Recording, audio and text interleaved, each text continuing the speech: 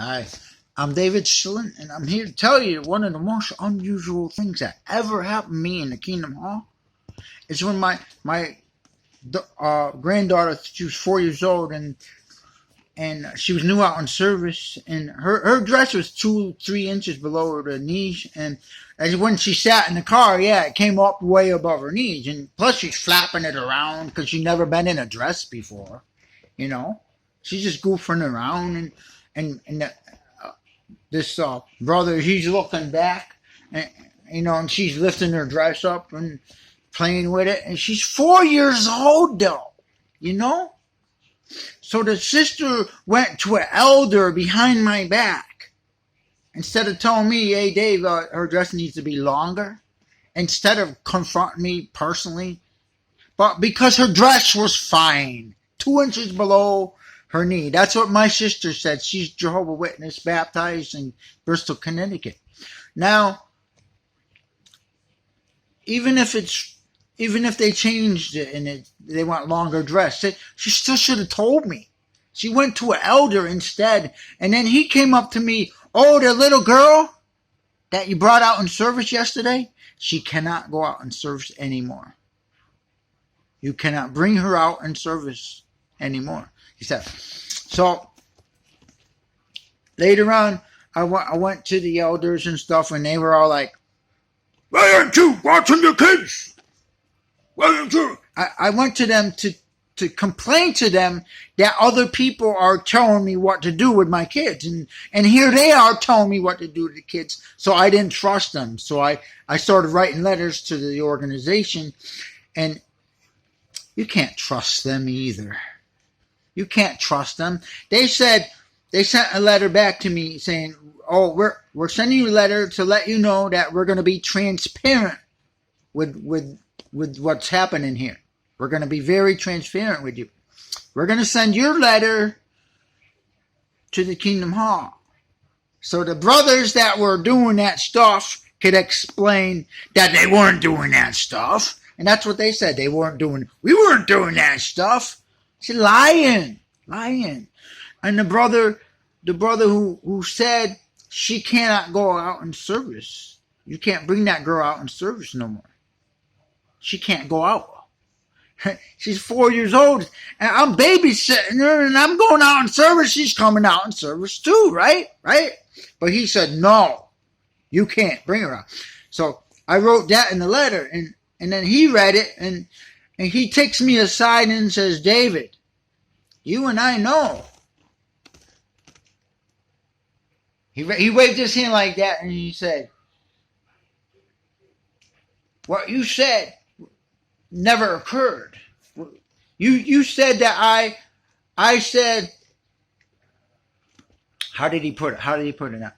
I want to do it straight and perfect that he said this. He says, "You and I know that I never said that girl can't go out in service. You and I know that." And he kept waving his hand like if he had Jedi powers. Jedi powers. You using the Force like this, wiping it across my body like this, like holy water or something. Hey, brother, you're lying. You're lying in the Kingdom Hall. You know the scriptures, right, people? You know the scriptures. Who knows this scripture? You familiar with the Bible, anybody? Jesus said this: "Wherever more than one of you, or two or more, wherever two or more are gathered together in my name, there I am in your midst." So me and him were at a congregation meeting in the Kingdom Hall. There's more than 100 people there. So Jesus is in the midst, and he lied with his Jedi powers. An elder, Weathersfield, yeah, he's a liar in front of Jesus. No, if he lied outside somewhere,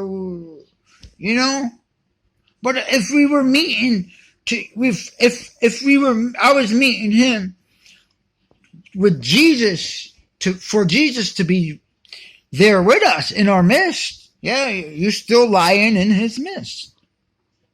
Right? If we go out in service with a service group and he's lying and stuff like that, yeah. And he told me other lies too out in service. My brother was knocking on the door, and for 15 minutes this guy kept yelling and swearing at me. The guy came to the door, but he wasn't yelling and swearing at him because he's 6'3" or 4" or something. His name's Don, and he had warm Russian clothes on, Russian hat, and electric socks and stuff. And it was about 30 below with the wind. So I got tired of hearing this guy swearing at me and not saying anything to the brother. The brother he's just reading along in the Bible, and he doesn't even notice that there's an obnoxious, ridiculous idiot or unworthy person at the door. Now Jesus said, well, if someone comes to the door that's not worthy of the truth, leave that place, shake the dust off your feet and stuff like that, right? So this brother, he just stayed there. And I left because I got tired of hearing the swear words, belligerent talk and anger. He was angry at me and stuff. Why was he angry at me? Because I was shorter and smaller than the Don was. Don let me go through all that abuse, and I left after 15 minutes of that guy talking crap about my dead mother and stuff like that. What are you talking about my mom for? So I walk away, go to the corner. I put my hands in my pocket. It's 30 below zero with the wind blowing. I put my hands in the pocket, and he starts talking about me. What are you doing out representing God, putting your hands in your pocket? And he's yelling it out so the whole neighborhood could see. And Don's just sitting there flipping the pages, beating. Blah, blah, blah, blah. Nobody's paying attention to you, Don. Right? Nobody is paying attention to you, Don. What are you doing up there? Anyway, I told Brother Weathersfield that while I was out in service, that this guy did that to me. And I said, why did he abandon me? He says, brother, that's not what happened. Here's what happened. You abandoned your brother at the door. You abandoned your brother. I said, no, he abandoned Jesus Christ's teaching. He wasn't following Jesus' instructions and his orders. He was disobeying. And he said, no, you were disobeying. What's more important is that you stand there with your brother and you never, never, ever abandon a brother at the door. Now, he abandoned me at the door. What are you talking about? He just kept flipping through the scriptures, and this guy's got his door open and he's yelling right in my face and stuff. What is he, a drill sergeant or something? Why aren't you bothering him? Oh, you're afraid of him because he's bigger? Hey, I might be a short guy, but, I could take you out of this world, right? I could have poked him in the eyes, choked him. I could have went like that, went up here and broke his nose and poked his eyes, grabbed his ears down to my knee. I could have screwed this guy up so bad. No, I'm a real Jehovah's Witness. We don't do that stuff. I could have. I did it before I was a witness. I beat people up way stronger than that wimpy dude at the door. I could have dragged him out and kicked his butt on his own lawn if I just wanted to. So it wasn't that I was in fear of the guy or something. Because I don't fear nobody. Nobody. Jesus Christ says, do not fear man who can kill only the body, and then after that cannot kill anything else. They can do no more harm to you after they kill your body.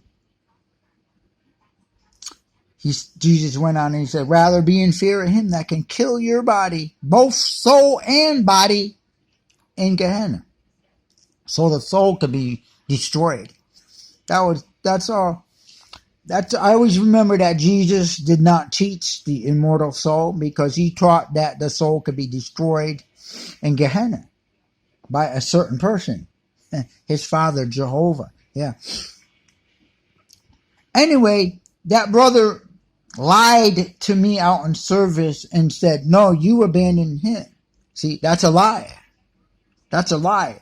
Because I know about Matthew chapter 10, where Jesus said, if someone comes to the door who is unworthy person, leave the door. Shake the dust off your feet. You guys never heard that stuff before? If unresponsive people come to the door, that the peace you wish upon that house, take the peace back. That's what it means. And that's what I did. I took the peace back from that guy. And that Don Garrier, he didn't want it. He wanted to keep on wishing it peace. And there's not a peaceful person there. Come on, let's go. There's nobody worthy of being at that door. There's no peaceful person. There's an obnoxious idiot there. Undeserving creep. Right?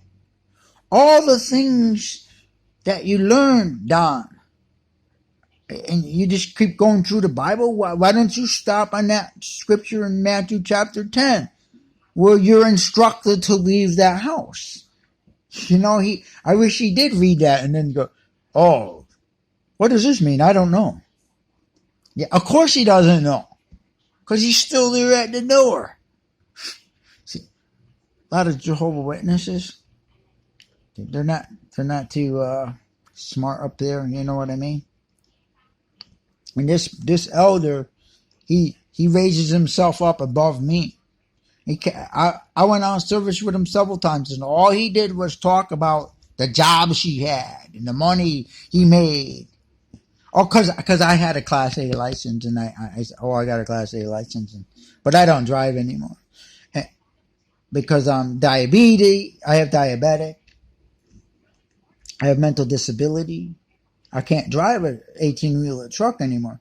But, you know, after I said I'm not making money anymore, he went on to start talking about himself, how much money he was making for about 2 hours. Every time I went out in service, he wasn't even talking about Jehovah and Jesus and God's kingdom.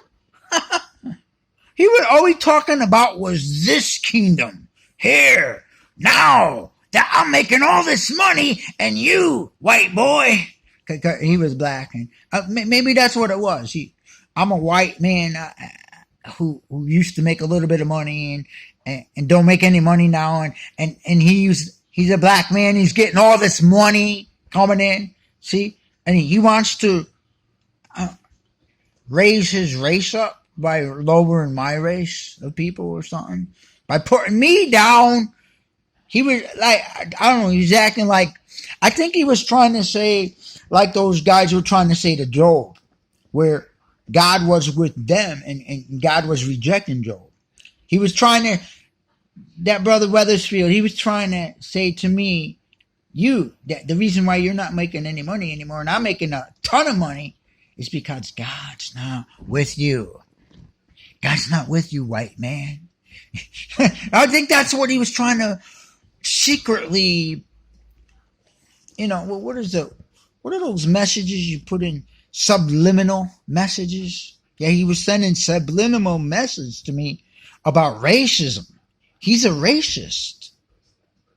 Trying to make me feel inferior to him because God chose him to make more money than me. You making more money than me doesn't mean God's choosing you over me. Right? Where's it say in the Bible, he that makes more money is chosen by God, and he makes less money is not chosen by God? Yeah, in the new system, some will have more than others. In the new system, some will have a little bit more. Anyway, that all sounds like a bunch of Republican nonsense to me.